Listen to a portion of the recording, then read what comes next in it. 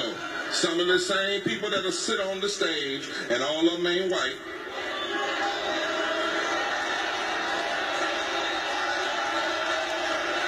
And some of them are preachers. They didn't walk with Doc then, they wouldn't walk with him now. And some of the same people that claim they love him on a King Day, if he was here, they would arrest him on a Monday.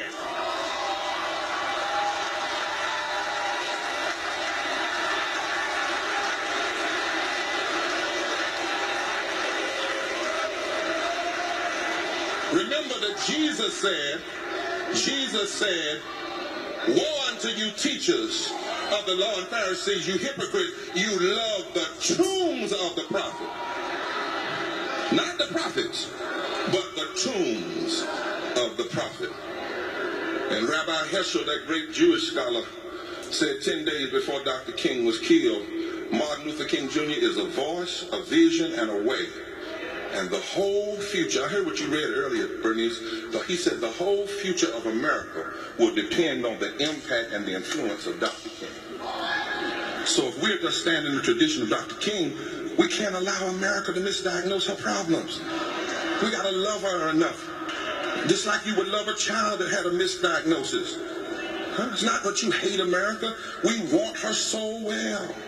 Let me show you what I mean. A few weeks ago, the news has been filled with the pictures of death and killing in a form of terrorism, violence, and injustice out of California. And the evil of taking life, Mr. Palmer, is just vile and vicious by ISIS or anyone else. We have to pray for those families who lost those lives brutally. But as we look at the response of many, I hear a call from Dr. King, and since this church, Dr. Warnock told me represents an African hut, I hear a call from the ancestors to use our influence to speak the truth in the midst of terror, violence, and injustice, that disease, TBI, and to challenge a fundamental misdiagnosis, because many are and will try to pimp and prostitute the deaths in California for their own vicious political agenda. Some, like those sly as a fox newscasters,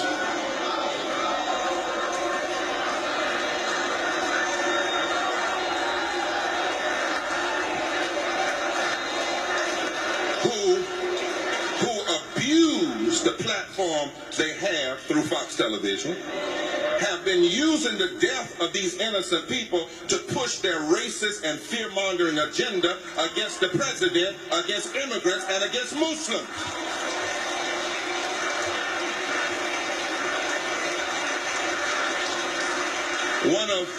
One of these flaky Fox fellas said that the greatest threat to national security ever is a president who is incapable psychologically and politically, and who is not in the business of protecting Americans.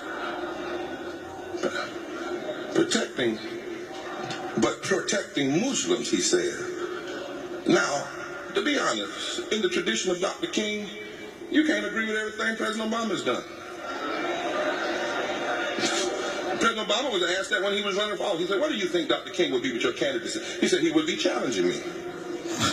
Why y'all get quiet? I'm talking about Dr. King now and Micah. Right. But that kind of critique is ridiculous. He's not psychologically and politically able to protect Americans, but Muslims. Muslims are Americans.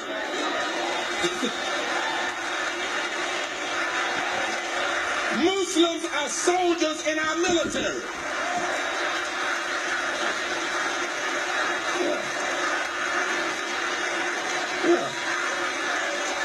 You cannot castigate a whole religion like people used to castigate black people and think we're going to sit around and let it go unchallenged. Well, since somebody brought Dr. Cornel West in the room a minute ago, what's going on here is what Cornel West might call the niggerization of certain people. That's a formal term. It is the wholesale attempt to impede democratization, to turn potential citizens into intimidated, fearless, fearful, and helpless subjects. What they are doing, what some are doing, reveals what Phyllis Bennis and I were talking about the other night. I discussed this with her. We don't have in America a Muslim problem. We don't even have, first and foremost, a terrorism problem, as much as we have a race problem and a xenophobia problem. Let's get the diagnosis right. Let me push it a little bit further. Terrorism is real because millions of people live in terror. But we must be clear about the root of this terror. We cannot, in the legacy of Dr. King, misdiagnose the malignancy of terrorism. It's not Islam, and it's certainly not all foreign. Terror also has American export. And we cannot hide behind blind, infallible notions of American exceptionalism and deny this. Even one of our national hymns in the second verse says, America, America, God, mend thy every flaw. Confirm thy soul in self-control, thy liberty in law. Our misdiagnosis of terrorism and violence occurs when it is rooted in a heretical notion that some people just don't matter as much as others. So in your debate, you talk about terrorism when it happens in Paris, but you don't say anything when it happens in Nigeria.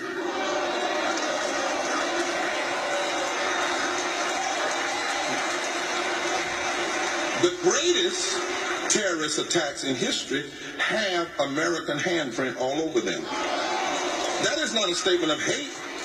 Dr. King said it, 67. It's a statement of love. The Middle Passage, the slavery of millions of black human beings, followed by 100 years of legalized Jim Crow, terrorism.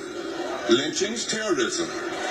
The series of terrorist race riots that killed thousands of black people from Springfield to Tulsa to Wilmington in the late 1800s and 1900s, church bombings, the assassination of Martin, Malcolm, Medgar, Viola Davis, a white woman, James Reed, Harriet and Harriet Moore, etc., etc., etc. Let us not forget the Trail of Tears of the indigenous people that were here before all of us.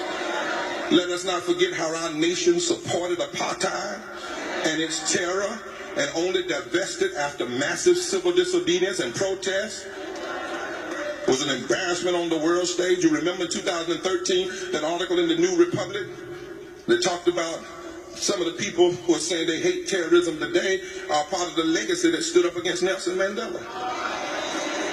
Ronald Reagan embraced the South African apartheid regime. So-called moral majority leader Jerry Falwell called Bishop Tutu a phony who didn't speak for the South African black.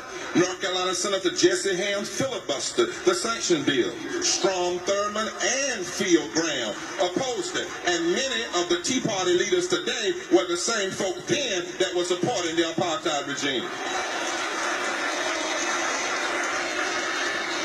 If we don't have a conversation about terrorism, let's have a real conversation. Let us also be clear that many of the people who now we denounce as terrorists, we once had relationships with. Now that does not make their actions wrong, but it also doesn't mean our hands are clean.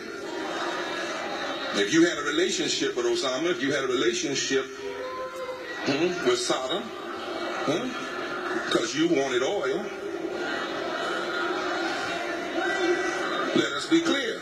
Yes, San Bernardino was terrorism, but so was Mother Emanuel. So was Mother Emanuel. So was Mother Emanuel. And wasn't it called that? Why didn't we ask the question, why did the killer of the people in Charleston do it on the same day that Nat Turner and his followers had been arrested 100 years earlier, and why did he end up in Shelby, North Carolina, which is the home of the author of the book Birth of a Nation? Yeah. Drone attacks on civilians in Afghanistan is terrorism. Carpet bombings of